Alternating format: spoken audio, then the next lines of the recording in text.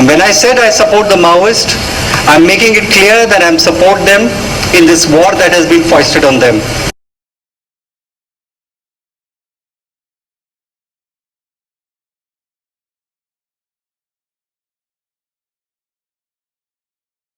Now, what do you expect people to do? What do you expect farmers to do? Some of them will resign themselves to their fate.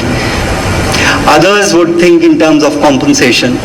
But there will be many who will feel, well, if this is what our fate is, and we are reduced, our land is going to go away, we might as well stand up and fight. Now, what are we going to tell them? Please don't fight. Please take recourse to the judiciary. Please go to elect a better person to the assembly. Why don't you approach the district magistrate or the district collector for relief, etc., etc., etc. All this has been done. All this has been done. You think Adivasis have not done it for the last 63 years?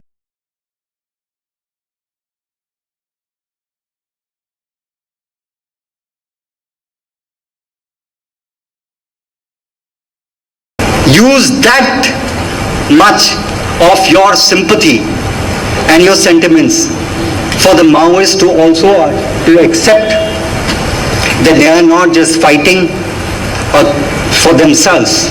At this juncture, the war that they are fighting is for an entire resistance.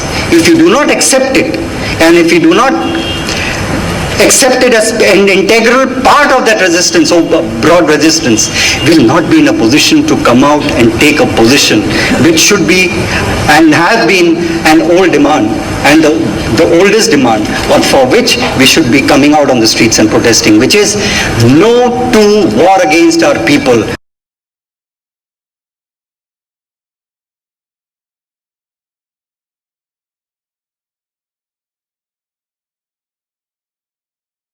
A lot of ML groups parted company and chose different path. But where have they landed up? What have they been able to achieve peacefully? I look at our next door neighbor, where the Maoists gave up and fought the election and emerged as the largest force. What does Government of India do in connivance with the Nepali army and the most reactionary parties? Does everything to thwart them from coming to power. And yet we believe that the Maoists should give up armed resistance and fight elections? Ridiculous. Ridiculous.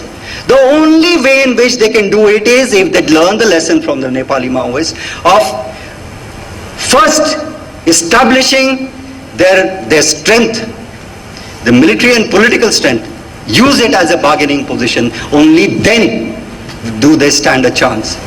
The whole state system remains the same in Nepal, despite the fact that the Maoists have 40% of the seats in the Constituent Assembly. They can't change it. The judiciary is the same, the bureaucracy is the same, the army is the same, the ethos is the same, the laws are the same, the rules are the same. And yet we believe things can change peacefully. I don't know which world we live in. I'm sorry, it can't be done. It cannot be done.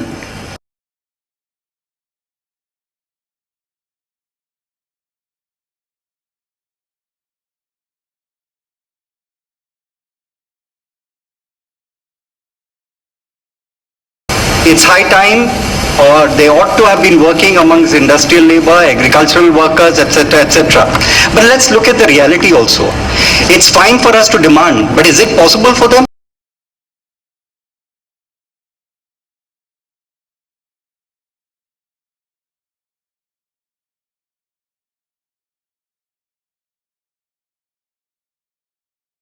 I can tell you in Delhi, I know many many people that I work with who also, in one way or another, are connected with this movement, how difficult it is for them to work and how they get picked up.